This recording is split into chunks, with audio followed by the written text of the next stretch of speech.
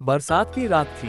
बिजली बार बार चमक रही थी और गांव के किनारे एक टूटा फूटा पुराना हवेली जैसा मकान था। कहते हैं वहां कोई नहीं रहता, पर खिड़कियों से कभी कभी हल्की रोशनी दिखाई देती है।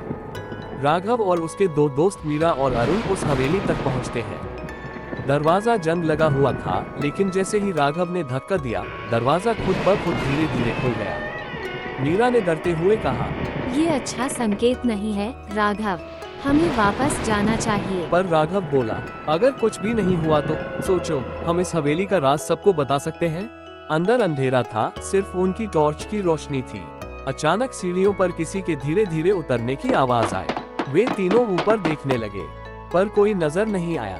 हॉल में प्रवेश करते ही दीवार पर लिखा मिला, जो भी नीचे उतरेगा वो कभी लौटकर ऊपर नहीं आएगा। अरुण घबराकर बोला, ये मजाक नहीं है, कोई हमें चेतावनी दे रहा है। लेकिन तभी एक गिरी हुई तस्वीर के पीछे एक छिपी हुई सीढ़ी दिखाई दी, जो नीचे तहखाने की ओर जाती थी। राघव ने कहा, यही तो असली राज है, चलो देखते हैं। मीरा ने इनकार किया, पर दोनों लड़के नीचे उतरने लगे और मीरा भी मजबूरी में पीछे पीछे गई। तहखाना बड़ा और अजीब था। वहाँ हर जगह पुराने खिलौने, टूटी गुड़िया और जंग लगे पिंजरे रखे थे।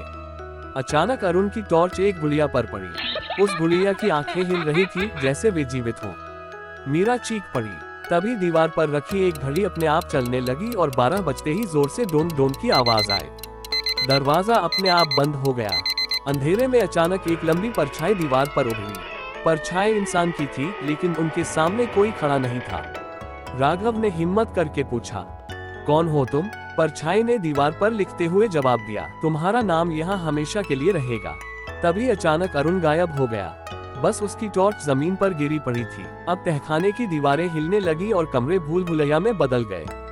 हर रास्ता घूमकर उसी जगह आ जाता। मीरा रोने लगी, हम कभी बाहर नहीं जा पाएंगे। तभी दीवार पर वही वाक्य फिर लिखा आया, जो भी नीचे उतरेगा वो कभी लौटकर ऊपर नहीं आएगा। राघव को शक हुआ कि ये जगह सिर्फ डराने के लिए नहीं, बल्कि किसी आत्मा का जाल है। एक कमरे में उन्हें अरुण मिल गया, पर उसकी आंखें सफेद हो चुकी थीं। वह धीमी आवाज में बोला, तुम क्यों आए यहाँ? ये हवेली कभी खाली नहीं थी। मीरा और राघव पीछे हटे, लेकिन अरुण मुस्कुराने लगा। उसकी हंसी इंसानी नहीं थी। तभी गुड़ियाएं हिलने लगी, सभी खिलौनों की आंखें चमकने लगी। राघव को समझ आ गया, हवेली बच्चों की आत्माओं का ठिकाना थी और अरुण अब उन्हीं में से एक बन चुका है। मीरा और राघव दौड़ते हुए ऊपर की सीढ़ियों की ओर भागे, पर हर सीढ़ी उन्हें वापस तहखाने में ही ले आती। अचानक हवेली की मालकिन की परछाई उनके सामने आई। उसने कहा, एक को जाना होगा और एक को रहना होगा, तभी दरवाजा खुलेगा। राघव ने मीरा को देखा। दोनों समझ गए कि ये मौत का खेल है। मीरा ने अचानक खुद को बलि के रूप में आगे कर दिया। दरवाजा खुला और राघव बाहर निकल आया, लेकिन जब उसने पीछे मुड़कर देखा तो हवेली वैसी ही शांत खड़ी थी।